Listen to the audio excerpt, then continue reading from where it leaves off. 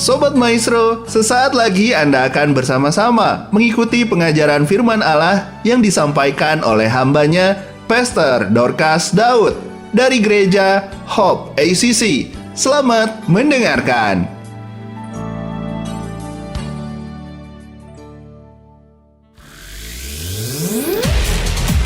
Shalom, Anda akan mendengarkan program Kuasa dalam Firman-Nya yang disampaikan oleh Pastor Dorcas Daud dari Hope ACC dan Dorcas Ministries. Selamat mendengarkan.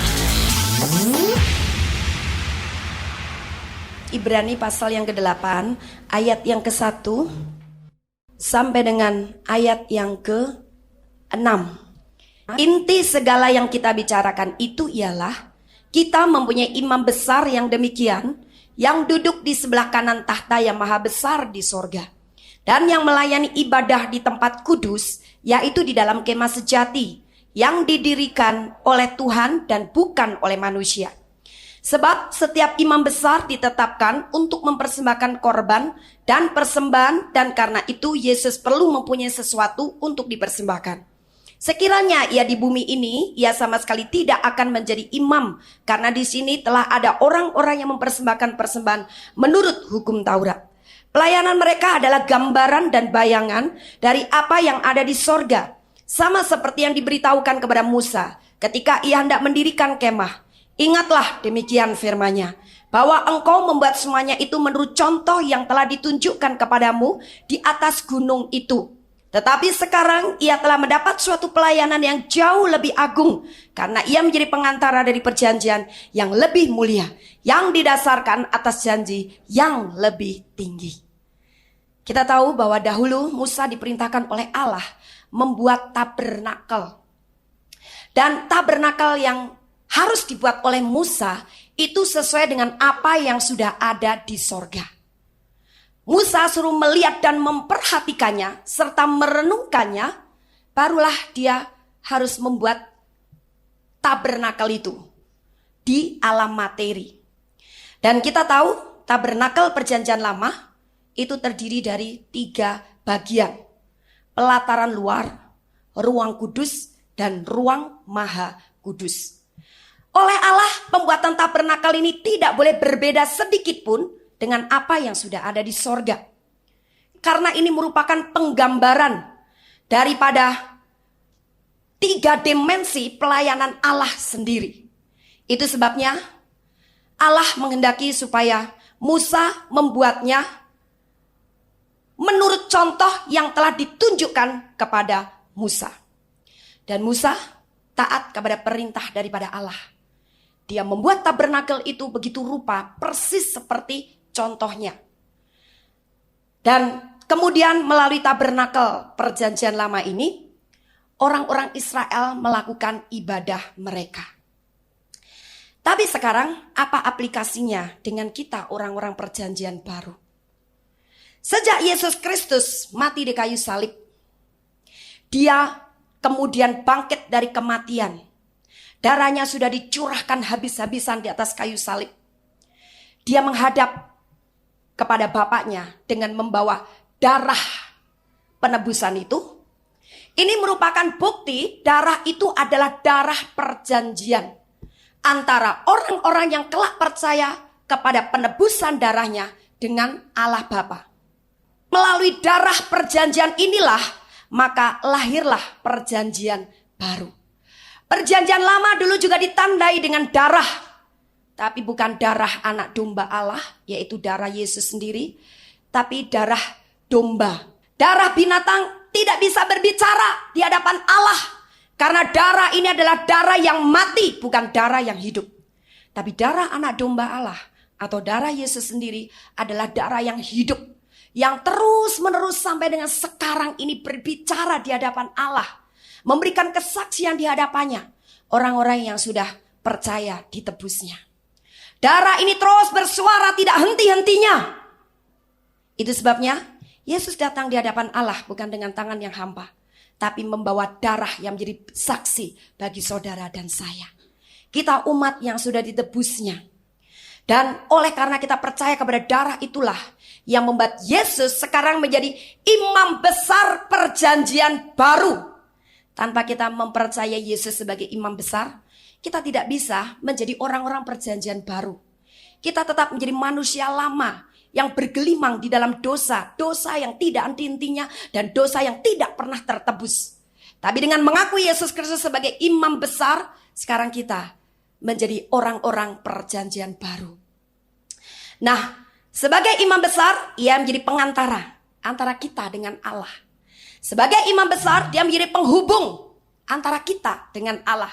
Sebagai imam besar, dia menjadi jalan pendamaian antara kita dengan Allah.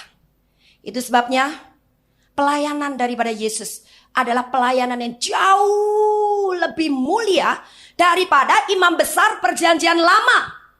Sebab imam besar perjanjian lama itu hanya masuk ke dalam ruang maha kudus itu setahun sekali. Setahun sekali dia masuk ke situ. Para imam dan orang Lewi tidak boleh masuk ke sana. Sekalipun orang Lewi itu adalah satu suku dari 12 suku Israel yang tidak pernah tercemar kepada penyembahan berhala. Penyembahan berhala yang pernah mencemari orang Israel adalah tatkala mereka melanggar perjanjiannya dengan Allah. Yaitu dengan cara membuat patung lembu emas pada saat Musa naik ke Gunung Sinai dan menerima 10 Taurat Tuhan. Padahal sebelumnya mereka berjanji di hadapan Musa dan di hadapan Tuhan Allah mereka bahwa kami akan sungguh-sungguh menyembah Tuhan Allah saja. Karena ini merupakan syarat supaya bangsa Israel nanti menjadi bangsa yang besar dan menjadi bangsa imam.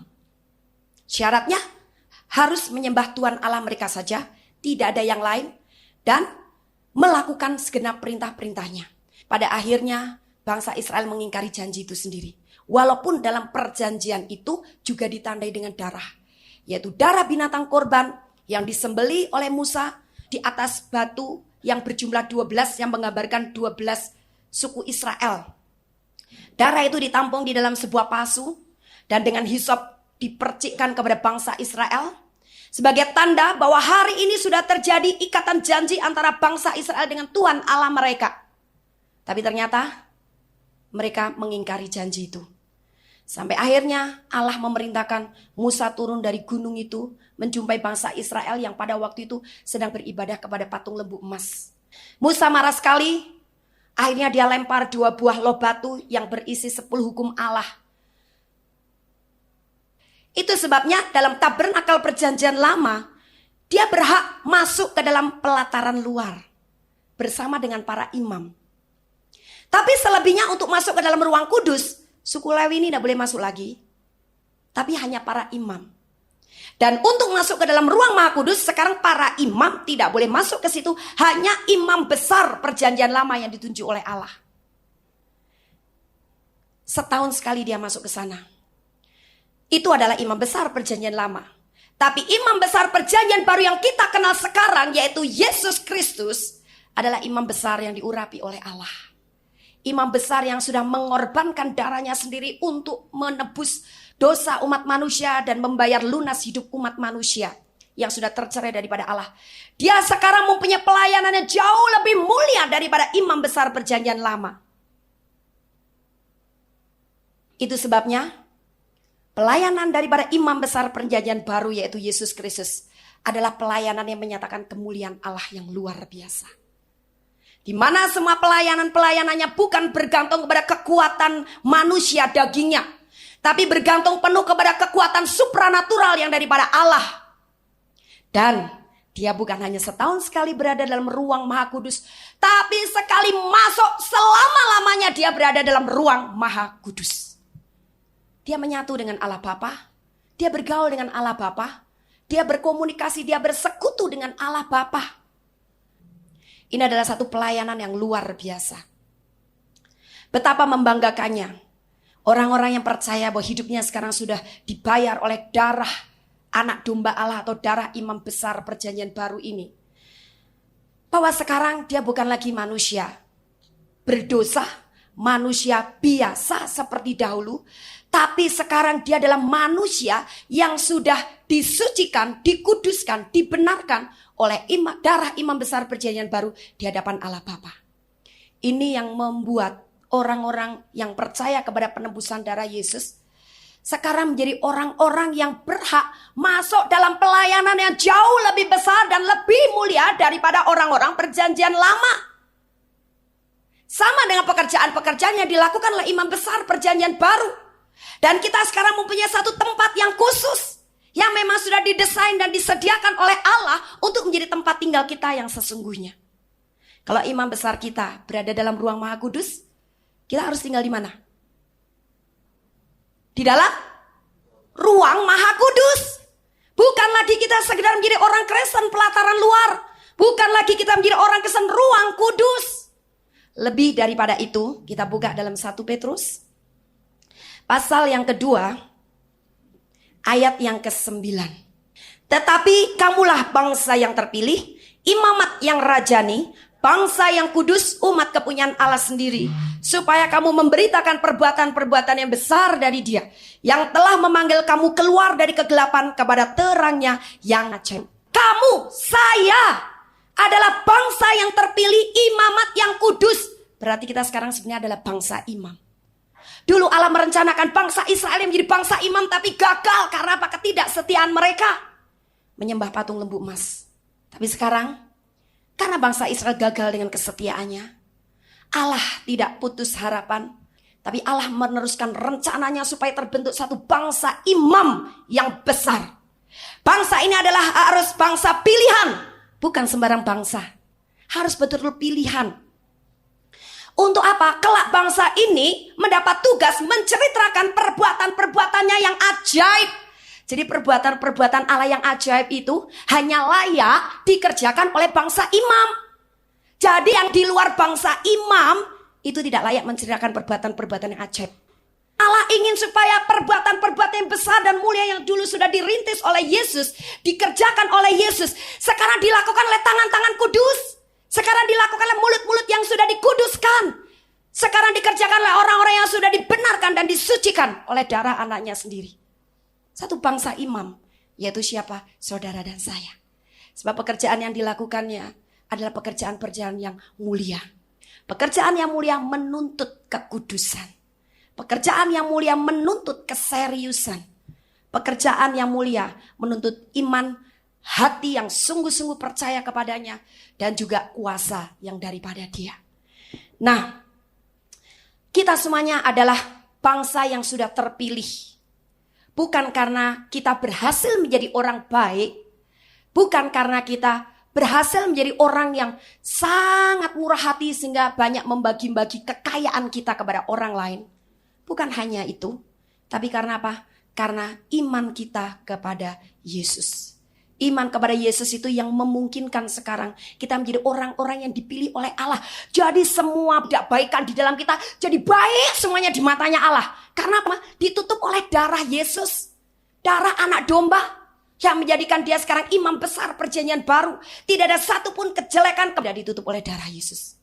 Darah ini yang membuat mata Allah sekarang memandang kita adalah orang-orang yang dibenarkan dan kita adalah orang-orang yang kudus di hadapannya. Allah kemudian berkata, kamu sekarang menjadi bangsa imam. Karena kamu sudah dikuduskan. Aku sudah melihat hidupmu suci. Aku sudah melihat hidupmu benar. Aku sudah melihat hidupmu kudus. Ini adalah satu anugerah Allah yang luar biasa. Nah, sebagai bangsa imam, kita harus mengikuti jejak imam besar perjanjian baru. Gemar tinggal, bahkan selama-lamanya tinggal dalam ruang Maha Kudus. Sudah saatnya orang-orang Kristen sebagai bangsa imam tidak tinggal hanya di pelataran luar. Wah, rame-rame memang, heboh-heboh, banyak orang ngumpul. Tapi ke gereja, baca firman, berdoa, dibaptis. Perbuatannya tidak menceritakan perbuatan-perbuatannya yang ajaib. Jadi orang Kristen pelataran luar adalah orang Kristen duniawi. Atau paling tidak masuk dalam ruang kudus. Orang Kristen ruang kudus adalah orang Kristen yang setengah daging, setengah roh. Kenapa saya bilang setengah daging, setengah roh? Dibilang setengah roh karena berbahasa roh ya. Dibilang setengah daging karena perbuatannya bukan perbuatan yang menyaksikan tentang perbuatan-perbuatannya yang ajaib. Nah ini setengah daging, setengah roh. Setengah matang itu tidak enak. Makanya tanggung-tanggung. Yang katanya sudah diurapi dan berbahasa roh, tapi kelakuannya bukan kelakuan imam. Masih berdusta, masih berbohong. Doanya, jam-jam doanya juga tidak menentu. Kalau senang lagi mau berdoa, berdoa. Kalau lagi malas nggak berdoa. Baca firman juga bolong-bolong. Kalau lagi mau baca firman, semangat baca firman. Wah, baca firman, terus baca buku-buku rohani. Tapi kalau ada yang lain yang menarik hatinya, dia mulai berpindah, mengalihkan perhatiannya kepada yang lain. Tutur katanya, perbuatan-perbuatannya. Nah, ini adalah orang Kristen yang setengah matang. Tapi yang dikehendaki Allah adalah orang-orang yang betul-betul matang. Bagaimana kita bisa menjadi orang Kristen yang matang? Selalu tinggal dalam ruang Maha Kudus. Kita adalah bangsa imam, ingat itu. Berapapun usia Anda, mungkin lebih tua daripada saya atau lebih muda daripada saya, atau bahkan mungkin anak-anak. Tapi di mana engkau sudah mengakui ditebus oleh darah Yesus, engkau sudah lahir baru dan dimeteraikan oleh Roh Kudus. Engkau adalah bangsa imam. Tidak peduli siapapun Anda. Banyak orang Kristen berpikir, engkau bisa menjadi imam dalam pekerjaan Tuhan. Itu kalau sudah cukup tua, sudah cukup dewasa. Saya sekarang masih SD, saya sekarang masih SMP, saya masih remaja, saya masih kaum muda. Akibatnya mereka berperilaku seperti anak muda dunia, remaja dunia, dan anak-anak dunia. Tapi kalau setiap orang Kristen yang sudah percaya ditebus oleh darah anak domba Allah, darah Yesus, dia sadar bahwa sekarang dia bukan lagi orang dunia. Dia adalah bangsa imam. Mau tidak mau dia akan apa? Memberitakan perbuatan-perbuatan yang besar dari dia. Mau tidak mau dia tidak akan berperilaku, berbicara, bersikap, bertindak seperti orang-orang dunia. Sekalipun kau remaja, sekalipun kau kanak-kanak, sekalipun engkau orang dewasa, sekalipun engkau orang tua. Nah, siapapun yang sudah ditebus oleh darah Yesus, engkau adalah bangsa imam. Yang menjadi tugas seorang imam itu apa sih? Sama dengan Yesus. Dia bergaul dengan bapaknya. Dia menyatu dengan bapaknya. Dia bersekutu dengan bapaknya. Dia melakukan perbuatan-perbuatan yang dilakukan bapaknya. Sampai dia sendiri berkata, aku tidak mampu melakukan apa-apa tanpa melihat apa yang Bapa kerjakan. Dan dia juga berkata bahwa sampai dengan sekarang, hari ini aku masih melakukan pekerjaan-pekerjaan itu. Karena aku lihat Bapakku juga masih melakukannya. Jadi apa yang dilakukan bapaknya, apa yang dikatakan bapaknya, itu yang dikatakan oleh Yesus, itu yang dilakukan oleh Yesus. Itu sebabnya semua perkataan, semua perbuatan yang dikerjakan oleh Yesus adalah perkataan dan perbuatan yang rohani. Bukan hawa nafsu, bukan daging, perkara daging, juga bukan perkara dunia. Semua perkara rohani, semua berasal dari kerajaan Allah, dan semua dengan kekuatan roh. Orang Kristen yang masih mengandalkan kekuatan sendiri, mengandalkan manusia, mengandalkan yang lain-lain, bukan mengandalkan kekuatan roh, adalah orang Kristen yang belum berada dalam ruang Maha Kudus. Dia tidak sadar bahwa dia adalah bangsa imam. Dia sudah dipilih, dia sudah terpilih. Dan tidak ada satupun di antara kita yang boleh berkata, wah, gua bangsa imam, wah haleluya hebat dong. Tapi segala puji hormat hanya bagi dia. Karena apa? Bukan kepandaian, kekuatan, dan kemampuan kita yang melakukannya. Tapi kekuatan rohnya. Sama dengan Yesus. Kalau dia tidak dipenuhi kuasa Roh Kudus pada waktu dia dibaptis oleh Yohanes Pembaptis di sungai Yordan, dia juga tidak akan bisa melakukan pekerjaan-pekerjaan supranatural.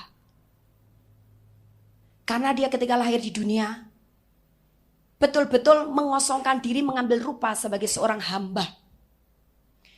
Seperti manusia biasa. Untuk apa? Merasakan kehidupan manusia yang penuh dengan penderitaan sejak hidup di bawah kutuk karena melakukan dosa.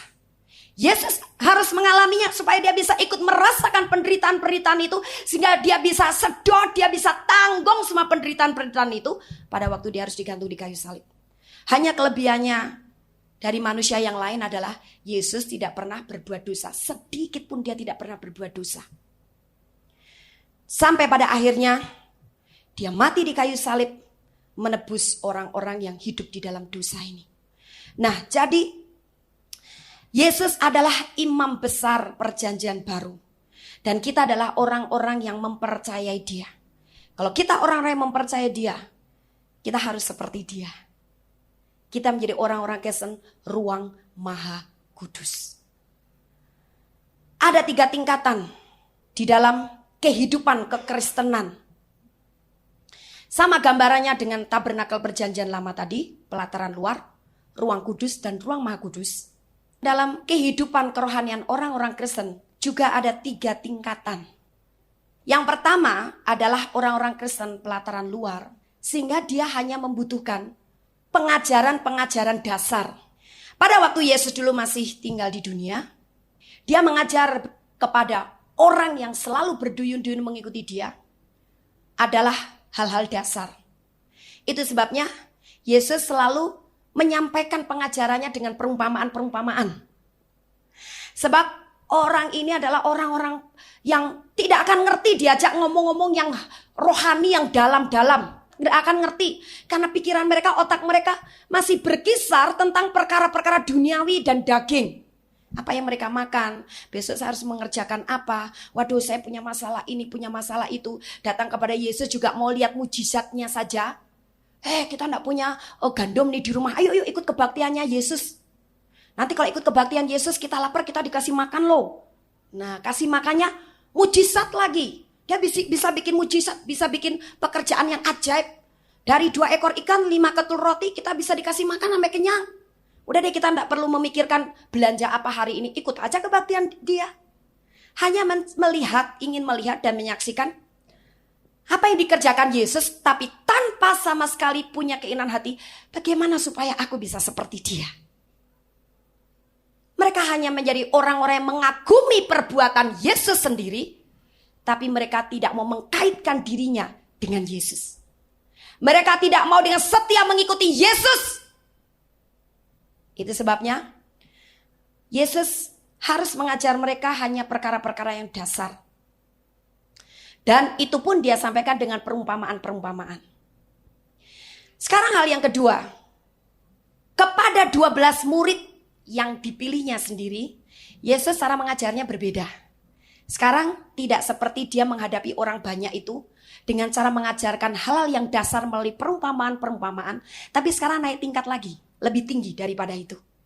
Yaitu kepada 12 murid ini, Yesus membukakan rahasia-rahasia kerajaan Allah. Dan sesudah itu Yesus memenuhi mereka dengan kuasa Roh Kudus.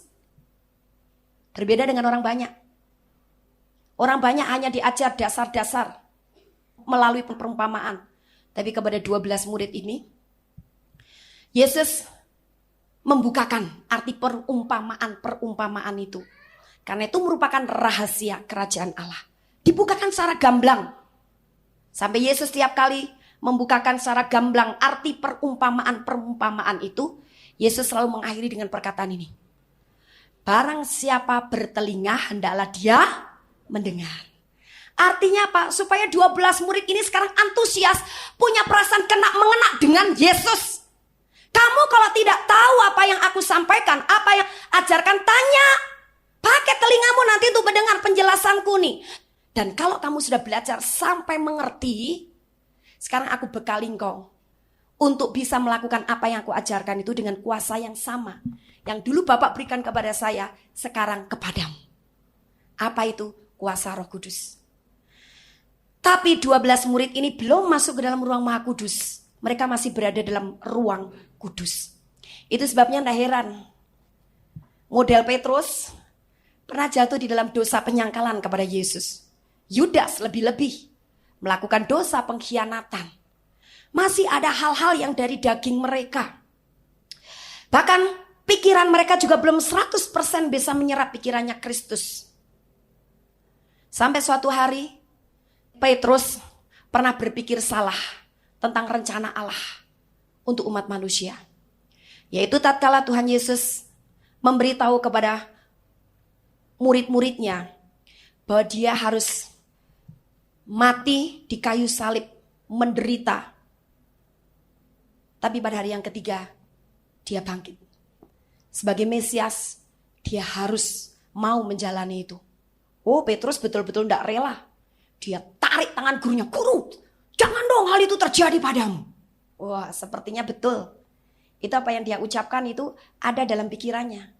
Tapi Yesus berkata, "Nyahai engkau iblis, sebab engkau memikirkan apa yang dari manusia, bukan apa yang dipikirkan oleh Allah. Dan engkau menjadi batu sandungan bagiku." Petrus kelihatannya mikir benar dan dia ngomong benar, tapi ternyata karena itu bukan dari rencana Allah, itu bukan pikirannya Allah, itu salah. Itu ide daripada si iblis. Mengapa masih bisa begitu? Petrus pikirannya kok belum klop betul sama pikirannya Allah, pikirannya Yesus. Kalau pikiran Yesus dengan pikiran Allah bisa klop. Pas persis. Karena Petrus masih seperti 11 murid yang lain, menjadi orang ruang Maha Kudus. Itu sebabnya Allah menghendaki lebih, apalagi Yesus sudah diangkat naik ke surga, diduduk di sebelah kanannya. Murid-muridnya itu tidak boleh tetap berada dalam ruang kudus.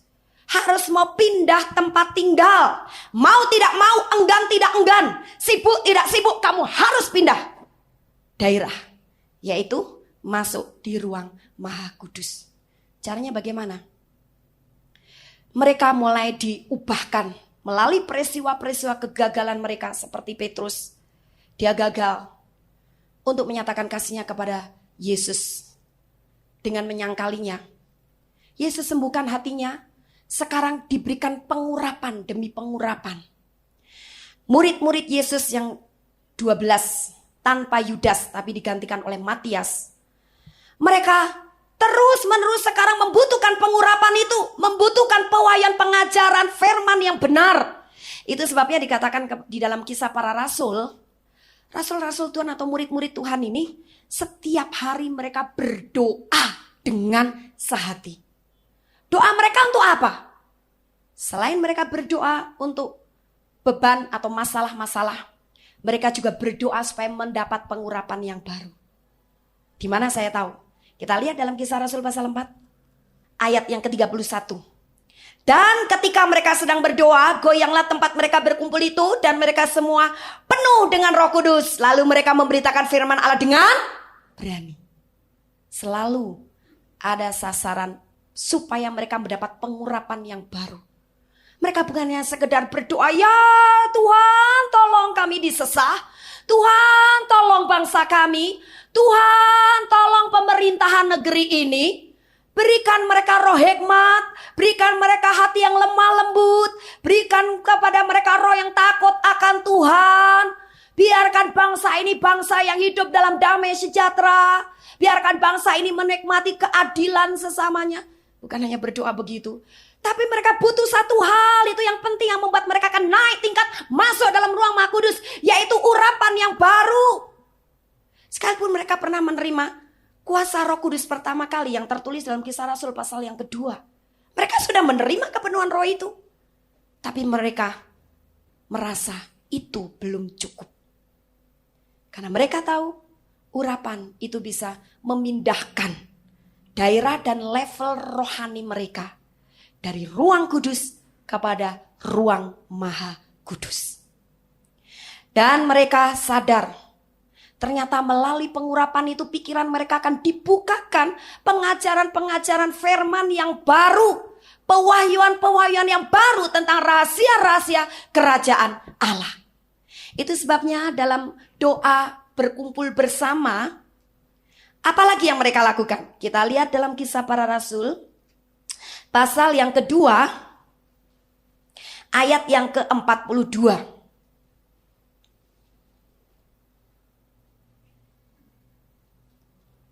Ayat yang ke-42 kita baca sama-sama. 1, 2, 3. Mereka bertekun dalam pengajaran rasul-rasul dan dalam persekutuan. Dan mereka selalu berkumpul untuk memecahkan roti dan berdoa.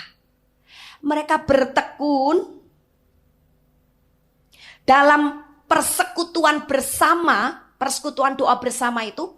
Dan dalam persekutuan doa itu juga mereka mengisi dengan banyak belajar, menyerap, menerima pengajaran dari rasul-rasul. Karena apa? Mereka tahu mereka perlu pengajaran firman yang benar. Kalau engkau mau menjadi orang Kristen Ruang Maha Kudus, karena memang sebenarnya orang Kristen Ruang Maha Kudus itu adalah predikat yang Allah berikan buat Anda dan saya. Engkau juga harus tekun dalam pengajaran. Tapi pengajaran seperti apa? Pengajaran yang benar, yang alkitabiah. Karena pengajaran itu berdasarkan pewahyuan Roh Kudus dan pengalaman dengan Roh Kudus. Bukan pengajaran firman yang diteliti berdasarkan ilmu pengetahuan atau otak, tapi berdasarkan urapan.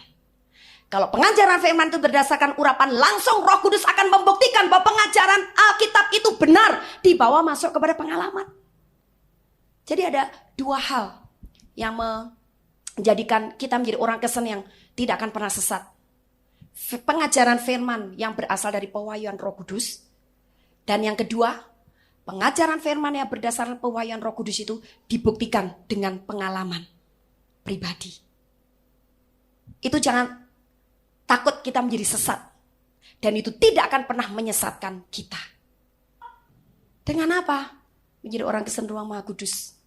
Engkau kuat di dalam pengajaran firman Allah yang benar, dan kau hidup dalam urapan. Hidup dalam urapan tanpa punya dasar pengajaran firman Allah yang benar, engkau seperti pohon yang akan gampang tumbang. Karena pohon itu tidak mempunyai akar yang tertanam dengan kuat di tanah. Pada saat ada angin yang agak kencang sedikit, pohon itu akan tumbang. Tapi kalau engkau juga hidup di dalam pengajaran firman Allah yang benar, engkau tinggal di dalamnya, engkau menjadi pohon tanaman Tuhan yang berakar kuat. Sekalipun ada angin badai, ada angin ribut, yang bukan main ganasnya, engkau tetap berdiri tegak. Lainnya, hidup dalam firman, tapi tanpa ditunjang oleh urapan, engkau tak mampu menghasilkan buah. Sebuah pohon, sekalipun dia punya akar tunjang yang kuat karena dia sudah cukup lama tertanam di tanah itu, tapi tanpa kena siraman air yang terus-menerus, juga tanpa diberi pupuk supaya bisa berbuah, dia tidak bisa berbuah. Karena apa? Tidak cukup makanan. Sama dengan kita. Kita adalah pohon tanaman Allah. Bagaimana kita bisa berbuah kalau terus disiram dengan air yang hidup. Dan air yang hidup itu adalah urapan Roh Kudus. Dua-duanya harus jalan bareng. Baru engkau berada di dalam ruang Maha Kudus. Cara berpikirmu yang masih salah seperti Petrus, nyeleweng sampai tidak sadar, bisa cepat dikoreksi. Karena pada dalam ruang Maha Kudus tidak ada dosa sedikit pun. Tidak ada dusta, tidak ada kesia-siaan, tidak ada hal-hal yang tidak benar. Ruang Maha Kudus itu adalah tempat yang orisinil bagi Anda dan saya. Itu sebabnya para rasul menyadari akan hal ini. Dia lakukan dua perkara itu. Berdoa dengan tekun untuk menerima pengurapan demi pengurapannya yang baru. Dan selain doa bersama itu, mereka mengambil dan menerima urapan yang baru. Mereka bertekun dalam pengajaran. Pada akhirnya, hal yang ketiga, tingkatan ini adalah tingkatan yang paling tinggi, yaitu di atas gunung pengubahan. Di mana di atas gunung pengubahan itu, Yesus menampakkan kemuliaannya.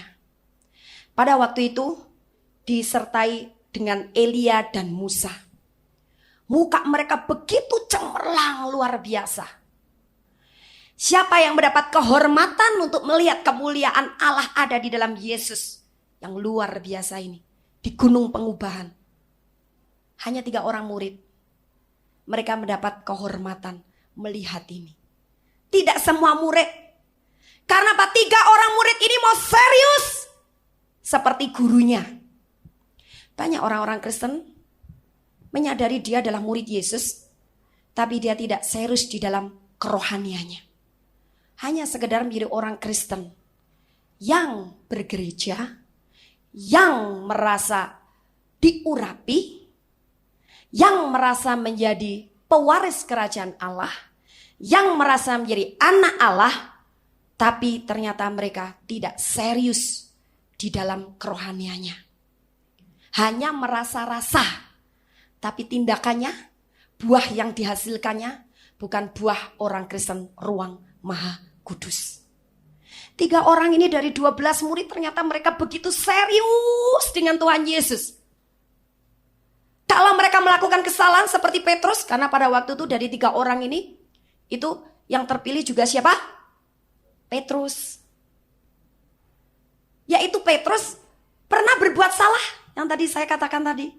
Tapi dia rela ditegur, dia rela dikoreksi oleh Yesus. Dia tidak marah ketika dikoreksi Yesus. Dia biarkan Yesus mengkoreksi dirinya. Membenahi cara berpikirnya, membuang yang salah, mengganti yang baru. Petrus rela. Yesus melihat hati Petrus betul-betul tulus untuk menjadi orang Kristen ruang Maha Kudus. Orang Kristen yang mau menjadi orang ruang Maha Kudus harus punya hati yang tulus. Kalau ada kesalahan, dikoreksi jangan marah. Ditegur Roh Kudus, jangan ngamuk sama Tuhan. Walaupun Roh Kudus menegurnya mungkin melalui pembina rohani Anda, melalui rekan seiman, melalui suami, istri, anak-anak, orang tua. Bisa saja Roh Kudus bisa pakai setiap orang yang sudah dipenuhinya. Asal teguran ini bukan bersifat iri hati, cemburu, sakit hati, balas dendam, dan amarah. Tapi karena bermotivasikan kebenaran harus ditegakkan. Nah, jadi saudara, demi apa? Demi supaya Yesus nyata di dalam kehidupan kita. Seperti Petrus, dia rela dibuang iblisnya. Dia tidak tersinggung dengan Yesus. Itu sebabnya dia termasuk dari 12 orang murid menjadi 3 orang murid yang mendapat kehormatan melihat kemuliaan itu. Kalau saya hidup di zaman itu, saya mau begitu saudara. Betul, saya mau. Itu sebabnya saya mau serius mengikuti Yesus. Nah, jadi saudara, 3 orang ini mendapat kehormatan untuk melihat kemuliaan Yesus di gunung pengubahan. Wah, mereka senang sekali dan mereka terkagum-kagum. Mereka bahagia sekali. Rasanya dunia ini hanya milik mereka bertiga. Sampai Petrus bilang, Tuhan, kalau boleh aku bikin atau bangun 3 tabernakel ya, 3 kemah. 1 buat engkau, 1 buat Elia, 1 buat Musa.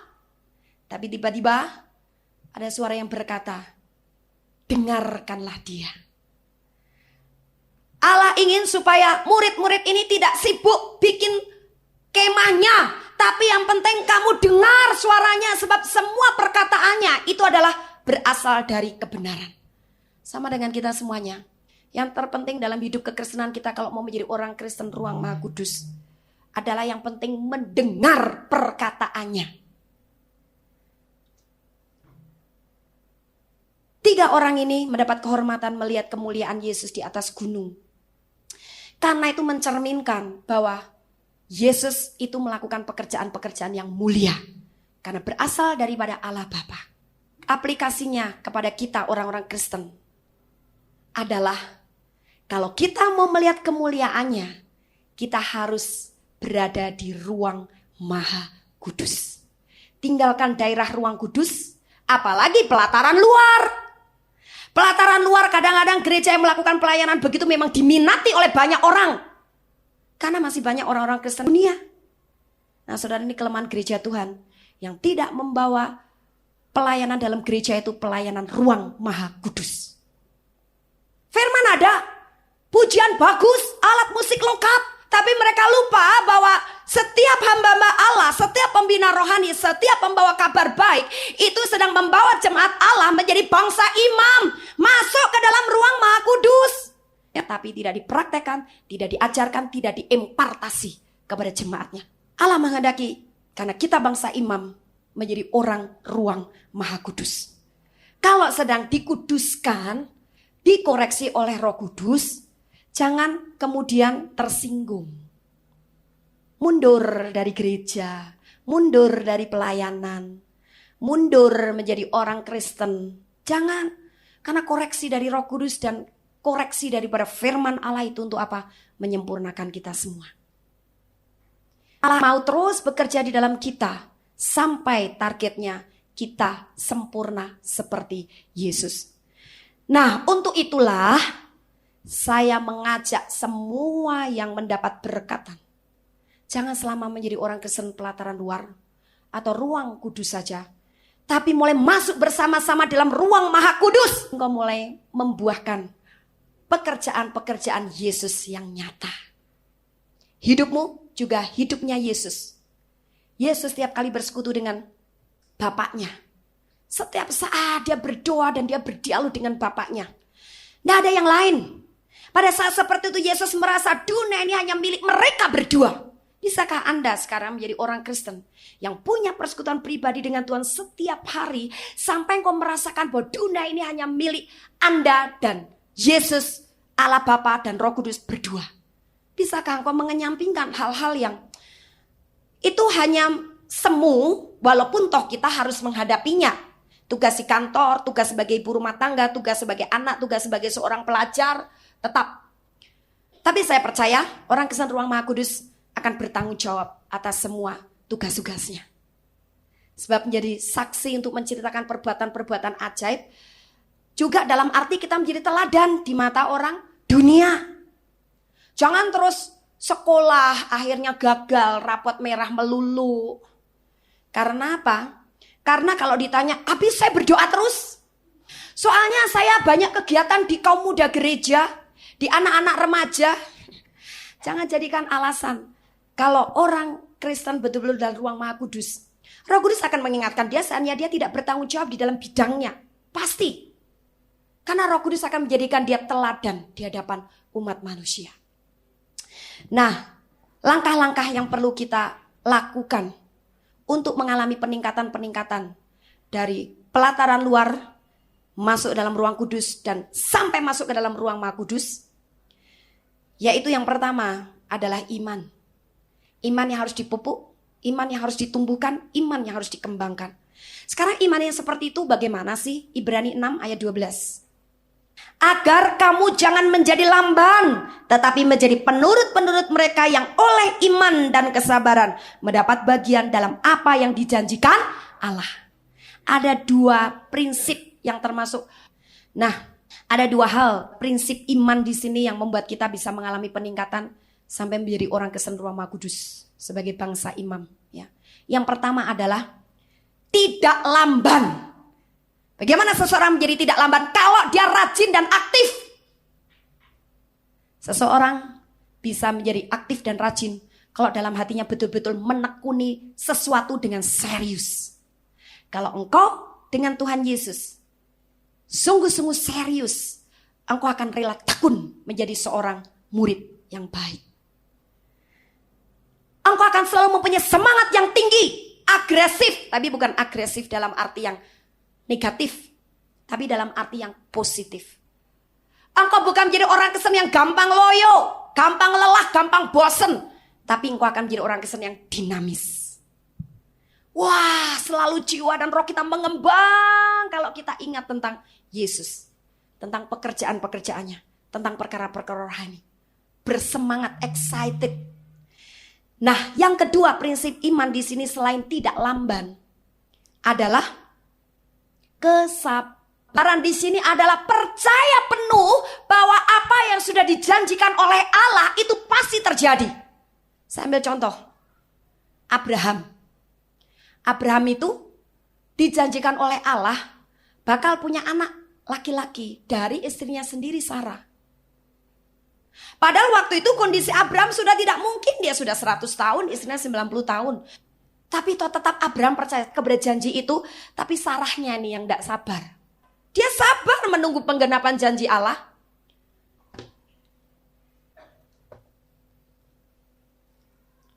Roma 4 ayat 18-21. Sebab sekalipun tidak ada dasar untuk berharap, namun Abraham berharap juga dan percaya bahwa ia akan menjadi bapa banyak bangsa menurut yang telah difirmankan. Demikianlah banyaknya nanti keturunanmu. Nah, ini ayat membuktikan bahwa Abraham itu percaya penuh dan tetap berharap, menunggu, menantikan dengan sabar. Banyak orang Kristen tidak sabar menunggu penggenapan janji Allah. Akhirnya dia berontak, dia protes, dia kecewa dengan Allah. Tapi Abraham tidak demikian. Sekali Allah berjanji, kamu akan menjadi bapa banyak bangsa. Abraham percaya. Imannya disertai kesabaran yang luar biasa. Nah, kita juga harus punya iman yang seperti itu. Orang Kristen Ruang Maha Kudus setiap hari mulutnya, perkataannya gemar memuliakan Allah. Sebab dengan kata-kata yang memuliakan Allah, apa yang kau ucapkan itu terjadi di dalam hidupmu. Termasuk pergumulan doamu, sekalipun belum ada kenyataannya. Tapi katakan kepada dunia, saya percaya bahwa Tuhan sudah mengabulkannya. Itu adalah pernyataan iman. Iman yang disertai dengan kesabaran karena percaya penuh kepada janji Allah. Sekarang hal yang kedua adalah melekatlah terus-menerus kepada Yesus. Supaya kita bisa mengalami peningkatan menjadi orang Kristen Ruang Maha Kudus. Kita melekat kepada Yesus. Itu bukan satu alamat yang salah. Memang yang dituju adalah Yesus. Harus tetap pada Yesus. Hal yang ketiga yang perlu kita lakukan adalah membawa orang kepada Yesus. Yohanes pasal 1 ayat 36 sampai 39. Dan ketika ia melihat Yesus lewat, ia berkata, "Lihatlah anak domba Allah." Kedua murid itu mendengar apa yang dikatakannya itu, lalu mereka pergi mengikut Yesus. Tetapi Yesus menoleh ke belakang. Ia melihat bahwa mereka mengikuti dia, lalu berkata kepada mereka, "Apakah yang kamu cari?" Kata mereka kepadanya, "Rabi," artinya guru, "di manakah engkau tinggal?" Ia berkata kepada mereka, "Marilah dan kamu akan melihatnya." Mereka pun datang dan melihat di mana ia tinggal. Dan hari itu mereka tinggal bersama-sama dengan dia. Waktu itu kira-kira pukul 4. Yohanes sebetulnya sudah mempunyai murid.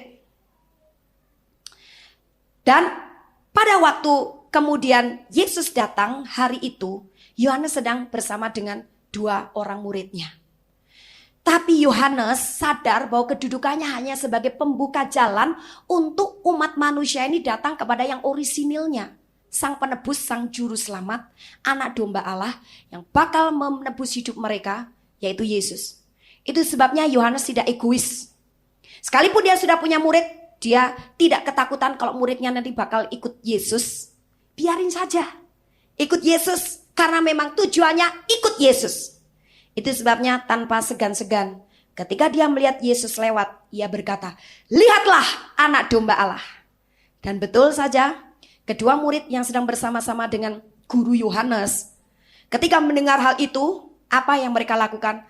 Lalu mereka pergi mengikut Yesus. Apa yang Allah rencanakan dan tujuan Allah kepada Anda dan saya sebagai bangsa imam atau orang Kristen Ruang Maha Kudus? Membawa orang ikut Yesus. Jangan hanya Anda berpikir, yang penting aku sekarang udah selamat loh. Bukan begitu. Tapi engkau harus membawa orang datang pada Yesus. Kalau engkau tidak pernah membawa orang datang kepada Yesus, engkau bukan bangsa imam. Engkau adalah bangsa imam, orang-orang yang terpilih. Dan engkau adalah orang-orang Ruang Maha Kudus. Haleluya. Kami percaya Anda pasti diberkati oleh firman Tuhan yang disampaikan oleh Pastor Dorcas Daud STH dari Hope ACC dan Dorcas Ministries. Dan bila Anda memiliki pertanyaan seputar kegiatan pelayanan kami, Anda dapat menghubungi kami di 08 222 703 0006. Sekali lagi di 08 222 703 0006.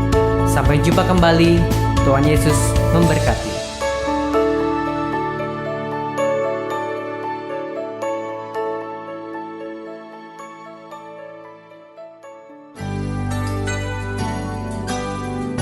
Demikianlah firman Tuhan yang berkuasa telah kita dengar bersama-sama. Dan kami percaya Anda sangat diberkati.